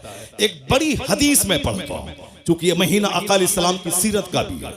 ये महीना माह रबीउल नूर खत्म हो गया, अब रबीउल आखिर अब कल परसों से शुरू होने वाला। मगर चूंकि सारी जिंदगी सरकार की सीरत बयान की जाएगी, ऐसा नहीं कि 12वीं के महीने में ही ईद मिलादुन नबी हमेशा मनाया जाएगा। कभी सरकार की तालीमात से हम बेनियाज नहीं हो सकते। दुनिया का सारा काम एक सिस्टम से होता है और उसी सिस्टम पर मैं थोड़ी देर बात करता हूं। उसके बाद अगर आप कहेंगे थोड़ी देर और तकरीर कीजिए, तकरीर आपने शुरू नहीं की है तो फिर मैं तकरीर शुरू करूंगा। लेकिन अगर आप बोले कि नहीं अब खत्म कर दिए तो मैं तकरीर खत्म कर दूंगा। मगर मेरा एक पैराग्राफ सुन के जरूर आप जाइए, मेरी माँ बहन भी गौर से सुन लें। वह तकरीर का एक पैराग्राफ यही है कि दुनिया का सारा काम एक सिस्टम से होता है, सिस्टम से हट के नहीं होता है। जज्बात में चलो मारो जो होगा देखा जाएगा, नहीं नहीं, हिकमत से, तदबीर से सारा काम होता है।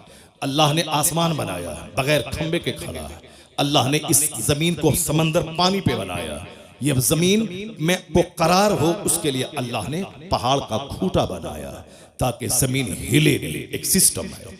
अल्लाह ने सूरज बनाया ताकि सारी जमीन रोशन हो। अल्लाह ने रात में सूरज के छुपाने के बाद चांद दिया है ताकि लोगों का वहशत से सीना फट न जाए। ये सारा एक सिस्टम है। अल्लाह ने हमारे ऑक्सीजन के लिए दरख्त को पैदा किया, ये सिस्टम का हिस्सा है। अल्लाह ने हमारे लिए रोटी और चावल दिया है। अल्लाह ने हमारे लिए वेजिटेबल्स पैदा किया है। मगर हमारे जिस्म को गोश्त भी चाहिए, इसलिए अल्लाह ने परिंदों को पैदा किया है। अल्लाह ने जानवरों को पैदा किया, ये मुर्ग हमारे लिए, ये परिंदे हमारे लिए, ताकि सब्जी ही नहीं तुम्हें गोश्त भी खाना है और गोश्त ही से काम नहीं चलेगा, तुम्हें मछली भी खाना है।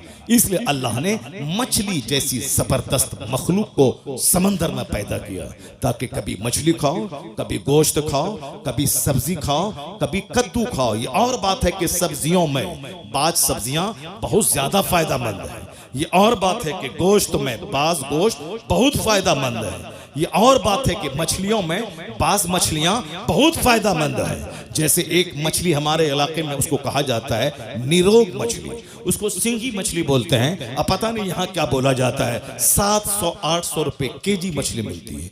लोग उसे खरीद के खाते हैं क्योंकि वो मछली में बहुत विटामिन है और बीमार लोग जूद हजम है वो मछली। कद्दू सब्जियों में सबसे सुपीरियर सब्जी है कद्दू। कद्दू बहुत जल्द हजम हो जाने वाले सब्जी और ये सरकार की पसंद भी है और सर्दी के लिए भी मुफीद है, गर्मी के लिए भी मुफीद है, हर मौसम के लिए मुफीद है। कद्दू जिसको आप लौकी कहते हैं, वह सब्जी बहुत जबरदस्त, उसका कोई जवाब नहीं है। अपने घर में उसको आदतन इस्तेमाल करें, जो सब सस्ती भी है और जबरदस्त भी है। उसके साथ जिसको भी मिक्स कर दें सब में लाजवाब काम करता है वो। जैसे उसमें मछली में डाल दें तो भी सुपीरियर है, गोश्त में डाल दें तो जबरदस्त है, और साहब उसमें चना का दाल डाल दें तो भी जबरदस्त है। यानी ये कद्दू लाजवाब, क्योंकि मुस्तफ़ा की पसंद है और जो मुस्तफ़ा की पसंद है वो लाजवाब पसंद है। यही वजह है कि आज मैं जिस दिन मेरे घर में कद्दू की लौकी की तरकारी बनती है बहुत खुश होता हूँ। मेरी वाइफ को मालूम है कि हजरत को बहुत पसंद है, तो चना का दाल और कद्दू ये मुझे बचपन से शुरू से बहुत पसंद है, शुरू से पसंद है और बहुत जबरदस्त है वो मेरे घर में। और फिर वो खीर भी मुझको बहुत पसंद है। यही वजह है कि अभी शुगर 7-8 साल से शुगर हो गए, मगर उसके बावजूद मैं खीर छोड़ता नहीं हूँ और मेरे घर में खीर बनाई जाती है और मैं खाता हूँ। और अल्हम्दुलिल्लाह शुगर को झूठा साबित कर देता हूँ कि लोग कहते हैं कि शुगर होने के बाद रोजा रखने में परेशानी हो रही, मगर 8 साल हो गए एक रोजा नहीं छोड़ा, अल्हम्दुलिल्लाह एक रोजा नहीं, और कोई परेशानी नहीं होती है। और शुगर वाले को कहते हैं कि भाई इसको हर 1 घंटे के बाद खाना चाहिए, डॉक्टर बताते हैं, और उसको कहते हैं कि हमेशा पानी पीना हल्का सूखता रहता है। मगर मैं 2.5 घंटे तकरीर किया हूँ और अभी भी आज 2 घंटे तकरीर करूंगा मैं, चाहे तुम भाग जाओ, चाहे कोई यहाँ नहीं रहेगा, सब कोई नहीं रहेगा, मैं तकरीर करूंगा 2 घंटा। तो सब लोग भाग जाए, 2 घंटा से कम मैं नहीं बोलूंगा। डेली बोलता हूँ 2 घंटे 2.5 घंटे, मगर जरा बराबर कोई बता दे कि साहब मैं 1 गिलास पानी पिया हूँ, कोई बता दे कि कल मैंने पानी मांगा था। नहीं, वो डॉक्टर झूठ बोलता है कि शुगर वाला हर घंटे पे पानी पीना है, हर घंटे खाना खाना है। नहीं, जो झूठ बोलेगा वो प्यास लगेगी उसको, मगर जो कुरान बोलेगा, जो हदीस बोलेगा, वो बोलता चला जाएगा, रूहानी ताकत मिलती चली जाएगी। मैंने देखा ये आदित्य जोगी ना ये भाषण देता है, पानी पीते हैं। और साहब वो प्रधानमंत्री मोदी जी 15 अगस्त 26 जनवरी को भाषण देते हैं, वो पानी पीते हैं। राहुल गांधी भी पानी पीता है, हमारा बिहार का तेजस्वी यादव भी पानी पीता है, आपके उत्तर प्रदेश का अखिलेश यादव वो भी पानी पीता है। मायावती को तो हमने पानी पीते हुए देखा है। जहां आज से 25 साल पहले एक मस्जिद में मैं रहता था, मैं बोला मायावती आई है, मैं गया चलो देखें क्या भाषण देती है। काशीराम जिंदा थे, वो थे, मायावती आई थी। अब आहिस्ते आहिस्ते बस देख देख के पढ़ना है, उसके बाद देखना है, ऐसे और ऐसे देखना पढ़ना है और पानी पीना है। तुमने कभी हमको देखा देख करके तकरीर करते हुए? 5 घंटे 3 घंटे 4 घंटे 2 घंटे न देख के बोलना है, बिन देखे बोलना है। बिन देखे बोलने में दिमाग चलता है, इसके बाद क्या बोलें, इसके बाद क्या बोलें, इसके बाद क्या बोलें, दिमाग चलता है। दिमाग चलने में आदमी थक जाता है, लेकिन देखने में एनर्जी लॉस नहीं होती है। ना देखा जाता है, बिन देखे बोला जाता है, उसके बावजूद एक गिलास पानी पीने की नौबत नहीं आती है। बात वही है, जो दुनिया बोलेगा उसे प्यास लगेगी, और जो उकबा बोलेगा, जो कुरान बोलेगा, जो हदीस बोलेगा, रूहानी ताकत मिलती चली जाएगी। अगर यकीन नहीं आए तो तुम भी तिलावत करके देखो, तुम भी नमाज पढ़ के देखो, तुम भी दिन की बातें बोल के देखो। 2 घंटे तक तिलावत करते रहोगे, नहीं लगेगी प्यास, क्योंकि तवज्जो उस तरफ रहेगी तो तुम्हारी प्यास की तरफ से तवज्जो हटती चली जाएगी। मैं पहले सुनता था, मगर 8 साल से मुझको तजर्बा हो रहा है। मैं जब शुगर का अटैक हुआ, मैं बड़ा घबराया कि अब 2 घंटे तकरीर कैसे होगी, 3 घंटे तकरीर कैसे होगी, 4 घंटे तकरीर कैसे होगी। खड़े खड़े 2.5-3 घंटे में बोलता हूं, कैसे तकरीर होगी। लेकिन जब मैं बोलने लगा पता चला नहीं, वह दुनियादार वाली बोली होगी तब थकेगा, वरना कुरान हदीस बोलो, बोलते चले जाओ, शुगर पानी पानी हो जाता है, रूहानी ताकत मिलती चली जाती है। सजदे से ताकत मिलती है, तिलावत से ताकत मिलती है। डॉक्टर लेविल पाविल ने कभी कहा था, the Quran word to word is the resource of energy. कुरान हर्फ बहर्फ ताकत हासिल करने का जरिया है। जो रीडर और लिसनर, पढ़ने वाले सुनने वाले, दोनों को वह खजाना मुंतकिल करता रहता है। आप गौर से अपना आधा घंटा का टाइम देंगे मुझको। देखिए भाई साहब, देखिए हमको तो प्यास लगनी चाहिए, हमको पेशाब लगना चाहिए, मगर यार तुम लोग जवान आदमी हो, अरबी पेशाब तुमको ला हौल वला कुव्वता इल्ला बिल्लाह।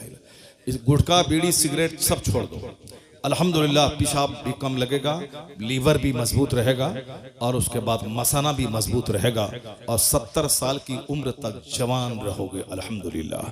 जवान 70 साल की उम्र तक जवान रहोगे। इसलिए फालतू चीजें छोड़ दो, जितनी भी अननेसेसरी चीजें हैं सारी चीजें छोड़ दो, और कंपलसरी जो चीज है उसको लो। इबादत से ताकत हासिल करो, तिलावत से ताकत हासिल करो। अब आधा घंटे का आपके पास से मैं टाइम दे रहा हूं, उसके बाद फिर मैं अपनी मर्जी से तकरीर करूंगा।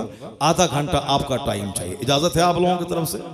इजाजत है? जरा हाथ उठा के बोलें ला इलाहा इल्लल्लाह, और जोर से बोलें सुभान अल्लाह। अस्सलातु वस्सलामु अलैका या रसूल अल्लाह, अस्सलातु वस्सलामु अलैका या हबीब अल्लाह। बात छिड़ गई है, चूंकि हमारी माँ बहन बैठी हुई है, ये और हमारे नौजवान बच्चे बैठे हुए हैं, इसलिए। और ये जरूरी पैराग्राफ है जो आपके सामने मैं बयान कर रहा हूं, इसको आप गौर से सुनेंगे कि दुनिया का सारा काम सिस्टम से होता है। ऐसा नहीं होता है कि मैं चलूं पूरब काबा पहुंच जाऊं, नहीं नहीं। रोजाना सूरज का उगना, रोजाना सूरज का डूबना, हर काम सिस्टम से होता है। अल्लाह चाहे तो 3 महीने में बच्चा पैदा हो जाए, अल्लाह चाहे तो 3 दिन में बच्चा पैदा हो जाए, अल्लाह चाहे तो 1 दिन में बच्चा पैदा हो और खड़ा हो जाए। जैसे बकरी का बच्चा अभी पैदा होता है, पैदा होने के फौरन ही वो चलने लगता है, खड़ा हो जाता है। ये जानवर है, पैदा हुआ और थोड़ी देर के बाद 1-2 घंटे के बाद वो चलने लगता है। तो इंसान अशरफुल मखलूकात है, मगर ये चलता कब है? ये चलता है 9 महीने, 10 महीने, 1 साल के बाद चलता है। जानवर 1 घंटे के बाद चलने लगा, ये इंसान को भी अल्लाह चाहता तो 1 घंटे के बाद चला देता। नहीं, जानवर चूंकि वो जानवर है, जानवर का प्लान छोटा है, जानवर हमारी खिदमत के लिए पैदा हुआ है, वो हमारे लिए पैदा हुआ है, हमारे लिए है। मेरी सवारी का काम आएगा जानवर, वो हमारे खाने के काम आएगा वो जानवर, वो हमारे दूध के काम आएगा वो जानवर, ये हमारे लिए है। और इंसान बड़ा काम करने के लिए पैदा हुआ है, दुनिया को अदल से भरने के लिए, मजलूमों को हक दिलाने के लिए, पढ़ लिख कर समाज में रोशनी फैलाने के लिए, अपने रब्बे करीम की इबादत के लिए, मानवता की सेवा के लिए, गरीबों में अदल करने के लिए, गरीबों को हक दिलाने के लिए, जालिमों का टेना तोड़ने के लिए, जब इतना बड़ा काम है इंसान का, अचानक नहीं, ये ग्रेजुअली धीरे धीरे, या धीरे धीरे बोलेगा, धीरे धीरे चलेगा और धीरे धीरे परवान चढ़ेगा। क्योंकि इसको ताकतवर हो जहाज उड़ाना है, इसको पनडुब्बी बनकर समंदर में गोता लगाना है, इसको खलाओं में 6-6 महीने रहकर यूनिवर्स की सीक्रेट का पता लगाना है। इसलिए इसकी पैदाइश 9 महीने के बाद, 2 महीने के बाद नहीं, 9 महीने माँ के पेट में रहना है, 2 साल तक माँ का दूध पीना है और 5-10 साल तक ये माँ बाप की निगाहों में रहना है। 15-16 साल के बाद मैच्योर होना है। अब उसके बाद जब जवान हुआ, इसे इबादत भी करनी है और इसे समाज की खिदमत भी करनी है। इसके कंधे पे घर का बोझ है, माँ बाप की खिदमत का बोझ है, इसके कंधे पर बीवी की परवरिश का बोझ है, इसके कंधे पे औलाद की परवरिश का बोझ है, समाज का बोझ है, मुल्क और मिल्लत का बोझ है। इतना बड़ा बोझ लेके आदमी, जो कमजोर पौधा होगा वो चलेगा, टूट जाएगा। इसलिए 9 महीना माँ के पेट में रहो, 2 साल तक माँ का दूध पियो, उसके बाद 18 साल में मैच्योर हो जाओ। अब तुम दुनिया का काम करो। यानी कुदरत का सारा काम हिकमतों से भरा है। काम जब बड़ा होगा, उसकी हड्डी भी मजबूत होगी, उसकी ताकत भी मजबूत होनी चाहिए। इसलिए अल्लाह 9 महीने माँ के पेट में रखता है। अब जरा गौर से सुनिए, अल्लाह रब्बुल इज्जत के इसी सिस्टम का हिस्सा है कि जो दुनिया में सबसे बड़ा काम करने के लिए आया है, उसकी ताकत भी सबसे बड़ी होगी, उसका खानदान भी सबसे बड़ा होगा, उसकी माँ भी सबसे बड़ी होगी, उसका दादा भी सबसे बड़ा होगा, उसका नाना भी सबसे बड़ा होगा। क्योंकि एक महान नतन पर्सनैलिटी के सजाने, सवारने, निखारने में माँ का रोल रहता है, बाप का भी रोल रहता है, बाप दादा का रोल रहता है, परदादा का रोल रहता है, उसके ऊपर के दादा का रोल रहता है। लोग कहते हैं ना, इसके खानदान में ये बीमारी 100 साल से चली आ रही है। हमारे इलाके में एक खानदान में पांव फटने की बीमारी है, तो अब उस खानदान में जल्दी से लोग शादी नहीं करते हैं। नहीं, लड़की खूबसूरत है, मगर इस खानदान में पांव फटने की बीमारी। अब ये बीमारी कब से चली आ रही है किसी को नहीं मालूम है। 100 साल 200 साल से चली आ रही है। तो 200 साल पहले से जो बीमारी चली आ रही है, उसके खानदान के आने वाली नस्लों को भी वो थोड़ा सा समाज में ऐबदार बना देती है। और फिर कुछ खानदान के लोग बड़े हष्ट पुष्ट मोटे ताजे होते हैं और कहते हैं कि इनका दादा पहलवान था, इनका परदादा पहलवान था, इनका नाना पहलवान था। क्योंकि नाना का ब्लड मेरी माँ में शामिल है, अब दादा का ब्लड मेरे बाप में शामिल है। इसीलिए दादी हाल के एतबार से और नानी हाल के एतबार से भी जो बहुत बड़ी पर्सनैलिटी है, उसका मजबूत होना जरूरी है। दादा की तरफ से भी लाजवाब और नाना की तरफ से भी लाजवाब।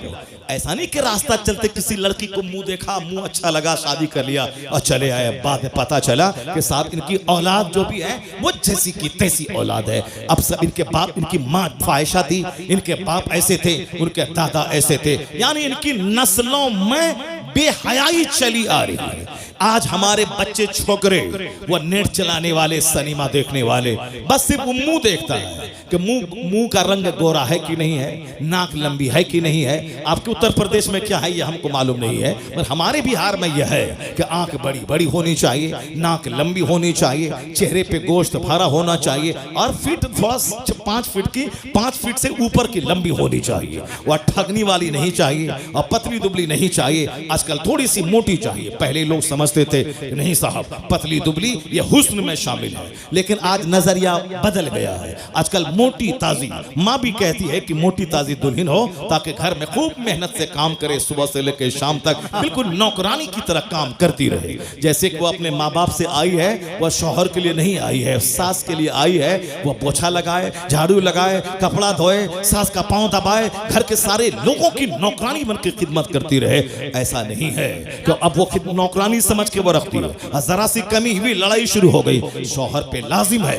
वो खिदमत अपनी माँ की करे, क्योंकि माँ तुम्हारी माँ है, तुम्हारी बीवी की माँ नहीं है। वो तुम्हारी माँ के पाँव के नीचे तेरी जन्नत है, वो तेरी बीवी का जन्नत तेरी माँ के पाँव के नीचे नहीं है। वो खिदमत करे, ये उनका एहसान है, ये का एहसान है। वह तेरी खिदमत करेगी, वह तेरी खुशी ढूंढेगी। अगर तेरी माँ के साथ ना रहना चाहे, उसके लिए अलग घर देना होगा, अलग चापाकल देना होगा, अलग वॉशरूम देना होगा। ये तुम पर लाजिम है। अगर वो अब तुम्हारी माँ को माँ समझ रही है, सोने पे सुहागा है, तो रास्ता चलती कोई सड़क छाप औरत वो तेरी माँ को की खिदमत नहीं करेगी। जिस तरह आप कॉलेज में पढ़ने लगे, कॉलेज में पढ़ने वाली लड़की से प्यार हो गया, उनको बोलेगी तुम देहात में नहीं रहूंगी, मैं शहर चाहिए। अच्छा ठीक है, मैं तुम्हारे लिए मैं शहर आ जाऊंगा। अब वो शहर बिहार नहीं, उत्तर प्रदेश की राजधानी लखनऊ को गोमती नगर चाहिए। चलो गोमती नगर में हम बिल्डिंग खरीद लेंगे। यानी माँ छोड़ देंगे, बाप छोड़ देंगे। रास्ता चलती औरत का चेहरा देखा, माँ बाप सब छोड़ दिया। लेकिन अगर दीन तुम्हारे पास रहेगा, अगर वो लड़की बोले कि माँ बाप समाज छोड़ दे, तुम क्या बोलोगे? तेरी तरह अगर तू लड़की हो तो तू 5-4 शादी मैं कर सकता हूं, शरीयत इजाजत दिया है। तू भागे या तुझको मैं छोड़ दूं, 4 शादी एट ए टाइम।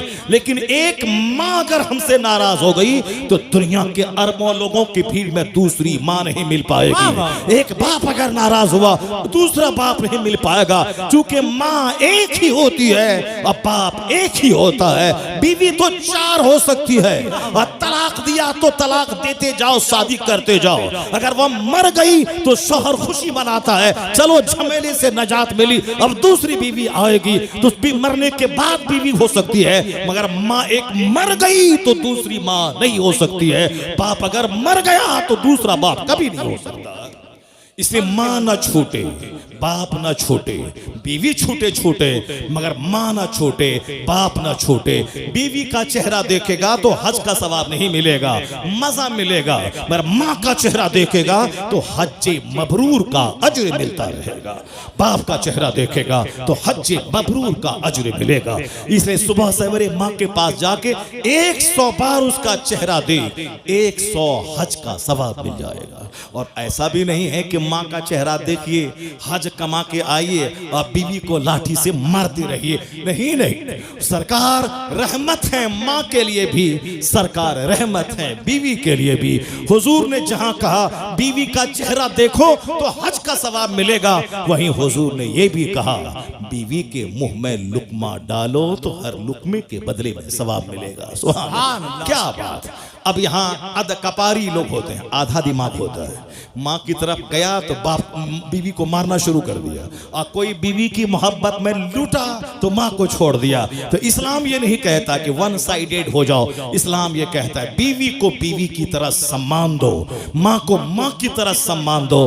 तेरे घर में रहमतों के फूल खिलते रहेंगे, आसमान से रहमतों की बारिश होती रहेगी। और तुम मर्द हो, बीवी कुछ बोले माँ के खिलाफ सह लेना, माँ बोले बीवी के खिलाफ सह लेना, घर तुम्हारा ऐसे चलता रहेगा। अगर माँ की बात में बीवी से टकराए तब तो फिर तुम्हारा सुकून खत्म हो जाएगा, और बीवी की बात में अगर माँ से टकराए तब तो तेरी दुनिया और आखिरत दोनों बर्बाद हो जाएगी। बीवी इसको कुछ पैसा दे तो माँ को मत बताओ कि 10,000 दिए हैं, और माँ को 10,000 दो तो बीवी को दिखा के मत बताना, वरना सर के सारे बाल तेरे खत्म हो जाएंगे। इसलिए उनको मत बताना कि मैंने माँ को 10,000 दिया है, माँ को 10,000 दिया है, बीवी को खबर ना मिले। और बीवी को 10,000 दिया है, माँ को खबर ना हो। एक कामयाब आदमी की तरह मुस्कुराते रहना, घर में माँ का भी प्यार मिलेगा, बीवी का भी प्यार मिलेगा, सुन्नत पे अमल होगा, घर मिसले जन्नत के बन जाएगा। बस इस चैप्टर को गौर से सुन लीजिए। बात से बात पैदा होती है, दूसरी बात निकल जाती है, मगर हमारा चैप्टर वही है कि बहुत बड़ा काम करने के लिए सिर्फ चेहरा नहीं देखना है, बल्कि कैरेक्टर देखना है, किरदार देखना है, आदत व अतवार देखना है, और हड्डी देखनी है, ब्लड देखना है, माँ को देखना है, उसकी दादी को देखना है। और आज कहाँ देखा जाता है, मगर जो दुनिया का सबसे महान नस्म इंसान है, जो दुनिया का सबसे अजीम तरीन शख्सियत है दुनिया की, उसका नाम है मोहम्मद अरबी सल्लल्लाहु अलैहि वसल्लम। I can not find any other man in history like Muhammad. मैं पूरे मानव इतिहास में मुस्तफा का जवाब नहीं पाता।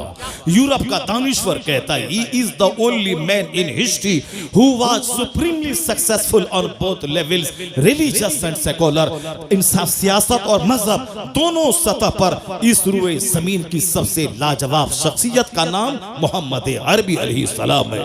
हिंदुस्तान का एक गैर मुस्लिम डॉक्टर रामकृष्ण राव कहता है the personality of Muhammad it is most difficult to get into the whole truth of it. यानी मुस्तफा की शख्सियत की तह में उतरना बहुत मुश्किल है। गांधी जी ने कहा था मैं जब तक मुस्तफा को पढ़ा नहीं था मुझको लग रहा था कि तलवार के बल पे इस्लाम फैला है, लेकिन जब मैंने मुस्तफा को पढ़ा, कुरान का हिंदी अनुवाद पढ़ा, अब मैं कह सकता हूं कि इस्लाम जो तूफान बन के दुनिया में छा गया अरब से निकलकर, ये तलवार के बल पे नहीं, ये अपनी सच्चाई और मुस्तफा की सादगी और अखलाक